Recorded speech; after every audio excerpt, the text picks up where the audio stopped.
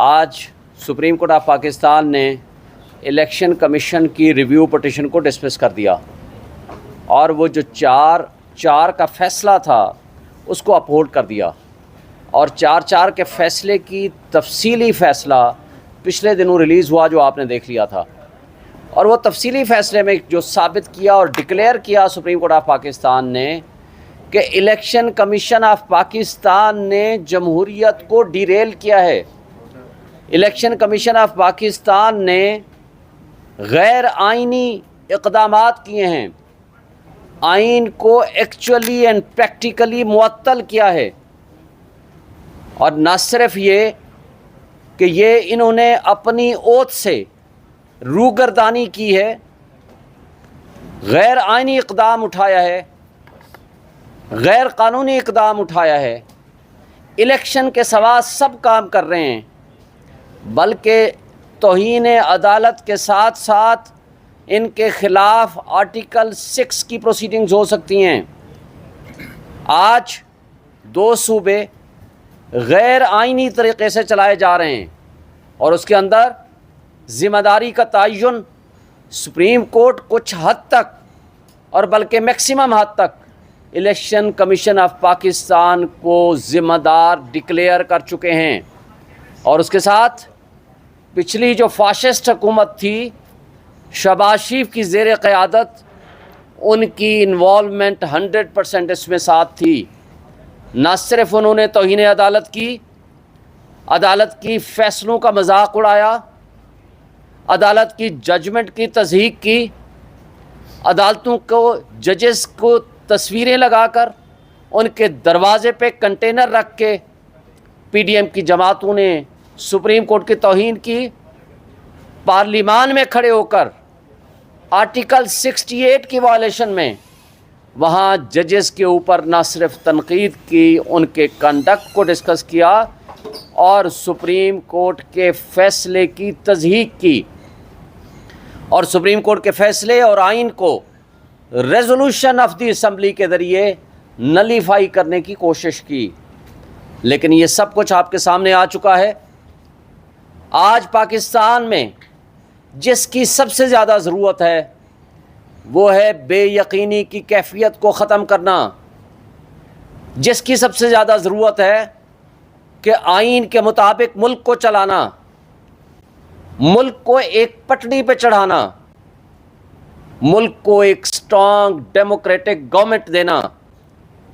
اور وہ سب سے بڑی اور بھاری ذمہ داری آج الیکشن کمیشن آف پاکستان کی ہے، جو کہ اس وقت الیکشن کی راہ میں سب سے بڑی رکاوٹ ہے۔ ہمیں افسوس سے کہنا پڑتا ہے کہ اس قوم کے پیسوں سے، ہمارے ٹیکسوں کے پیسوں سے ہم الیکشن کمیشن، ان کے ممبران اور عملے کی جو مراعات ہیں وہ دے رہے ہیں۔ قوم اپنا پیٹ کاٹ کے اس وقت ان کو مراعات دے رہی ہے، صرف اس لیے تاکہ ملک آئین کے مطابق چلے، ملک میں جمہوریت ہو، ملک میں استحکام آئے، ملک میں مہنگائی کم ہو۔ اور اس انسرٹن کیفیت نے یہ ملک کی تباہی کر دی ہے، اور فاشسٹ حکومتیں جو پچھلی شہباز شریف کی زیر قیادت جماعتیں تھیں، انہوں نے جو پالیسیز بنائی ہیں، اور جس طرح افلاطون اسحاق ڈار کو وہ لے کر آئے تھے، اور اس ارسطو نے اترتے ساتھ ہی یہ کہا تھا کہ میں ابھی ایئرپورٹ سے نیچے نہیں اترا تو ڈالر جو ہے وہ نیچے آنا شروع ہو گیا ہے، جس کو میں 100 سے 150 کے قریب لاؤں گا، اور ساتھ اس نے کہا تھا کہ آئی ایم ایف سے ڈیل کرنا میرے سے بہتر کوئی نہیں جانتا۔ اور پھر وقت نے اور آپ نے دیکھا کہ کس طرح اس نے اس ملک کا بیڑا غرق کیا، کس طرح تمام اداروں کی بیخ کنی کی، اور مہنگائی کے ایک رخ پہ بھی اگر آپ دیکھ لیں، آج چینی کی قیمت 180 روپے کو کراس کر گئی ہے، اور اس لیے کہ چند دن پہلے جب آپ کے اپنے ملک میں شارٹیج ہے، انہوں نے ایکسپورٹ کی اجازت دے دی، اور بلینز آف ڈالرز انہوں نے کمائے ہیں، اور وہ مافیا، شوگر مافیا، آپ سے بہتر کون نہیں جانتا، دو بڑی پولیٹیکل پارٹیز کے سربراہان کی سب سے زیادہ شوگر ملز ہیں، اور اپنے لوگوں کو اور اپنے آپ کو فائدہ پہنچانے کے لیے ہر وہ پالیسی، ہر وہ حربہ انہوں نے استعمال کیا کہ جس کے ذریعے اس غریب قوم کا آخری خون کا آخری قطرہ تک بھی نچوڑ لیا جائے۔ اور مہنگائی، اس سے میں زیادہ تفصیل میں نہیں جاؤں گا، لیکن آئی پی پیز کے جو معاہدے کیے تھے وہ اس قدر بدترین تھے، لیکن اس کو کنٹرول کرنے میں ایک کریڈٹ جاتا ہے عمران خان اور پی ٹی آئی کی گورنمنٹ کو، جنہوں نے ان کو کنفائن کیا کہ جو پیمنٹ آپ کو ملے گی اس کے ڈالر کی قیمت ریٹ روپیز کا 148 کیپ کر دیا گیا۔ اور اگر خدا نہ خواستہ وہ معاہدہ نہ کیا ہوتا عمران خان نے، آج آپ کو 325 روپے دینے ہوتے اگر ڈالر کے عوض، کیونکہ یہ بھی ایک معاہدہ تھا پیپلز پارٹی کا اور پی ایم ایل این کا کہ ہم آپ کو پیسے وہ بنائیں گے بجلی ادھر، وہ ہم ان سے خریدیں یا نہ خریدیں، ہم نے پیسے ان کو پورے دینے ہیں۔ اور اس کے ساتھ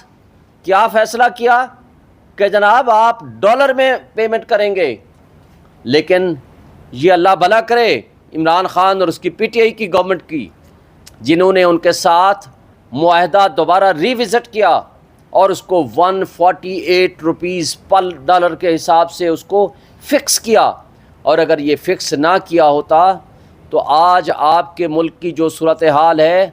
اس سے وہ 2 گنا تباہی آ چکی ہوتی ہے ہمارے ملک میں، جو اس وقت ہم دیکھ رہے ہیں بجلی کی صورت میں، اس وقت دیکھ رہے ہیں آپ کی ان امپلائمنٹ کی صورت میں۔ آج آپ کے کارخانے بند ہو چکے ہیں۔ مجھے بتائیں اس بجلی کے اس ریٹ کے ساتھ کون کارخانہ دار اپنی پروڈکٹس بنا کے وہ بیچ سکتا ہے؟ اور اگر وہ پروڈکٹس بنا کے بیچے گا تو وہ کس طرح مہنگی ہوگی، وہ سب آپ کی آنکھوں کے سامنے ہے۔ 16 روپے والا یونٹ 1.5 سال کے اندر، 1.5 سال بھی نہیں 15 مہینے کے اندر آج 50 روپے سے زائد اس کا بجلی کا یونٹ پڑ رہا ہے۔ اور بلکہ یہ جو ان کی موجودہ ایکسٹینشن اور چوائس، یہ جو کیئر ٹیکر سیٹ اپ آئے بیٹھے ہیں، یہ نہ صرف ان کی چوائس تھی بلکہ انہی کی ایکسٹینشن ہے۔ وہی ظلم جو وہ روا رکھے ہوئے تھے، آج انہوں نے اس کے اندر کوئی کمی بیشی نہیں کی بلکہ اس میں اضافہ اور بڑھوتری کی۔ اور بلکہ مجھے آج خبریں دیکھ کر بڑا تعجب سا ہوا، بھائی یہ جو بل آئے ہیں بجلی کے، یہ کیلکولیشن پچھلی گورنمنٹ کی ہوئی ہے۔ ابھی جو انہوں نے 5-5.5 روپے بڑھائے ہیں وہ تو اگلے مہینے آنے ہیں۔ لیکن کمال ہے پی ڈی ایم کی جماعتوں کی اور ڈھٹائی کی کہ احتجاج میں عوام اور قوم کے ساتھ وہ بھی شامل ہوں گے۔ وہ کیا کہتے ہیں، سادگی پہ کون نہ مر جائے اے خدا، لڑتے ہیں اور ہاتھ میں تلوار بھی نہیں۔ یعنی یہ ظلم آپ مت کریں اور اس ظلم میں آپ مظلوموں کے ساتھی بھی بننے کی کوشش کریں۔ لیکن کیا عوام اتنی بیوقوف ہو چکی ہے؟ نہیں، وہ سب سمجھتے ہیں کہ جو آپ نے یہاں کرپشن کا بازار گرم کیے رکھا، یہاں جاتے جاتے 50 کروڑ ایک ایم این اے کو دیا، آخری مہینے میں 50 کروڑ یا بلکہ 55 کروڑ ایک ایم این اے کو دیا۔ نہ صرف یہ کیا بلکہ آپ کے سامنے 87 وزیر و مشیر تھے۔ جب شہباز شریف نے ناصر سعید کھوسہ کی سربراہی میں ایک کمیٹی بنائی، انہوں نے کہا جی بتائیں کیسے ہم بچت کریں۔ انہوں نے کہا 32 منسٹرز وزیر و مشیر رکھیں، لیکن اس فائنڈنگز کو، اس کمیٹی کے منٹس کو سائڈ پہ پھینک دیا۔ اور ان میں سے 45 وہ تھے کہ جن کے پاس کوئی محکمہ نہیں تھا سوائے مراعات کے۔ اور آج بھی یہ برات یافتہ طبقہ، یہ جو فراڈ کیا جا رہا ہے کہ آئی ایم ایف سے پوچھیں گے کہ کیا عام آدمی کو، غریب آدمی کو ہم کوئی فیسیلیٹیٹ کر سکتے ہیں؟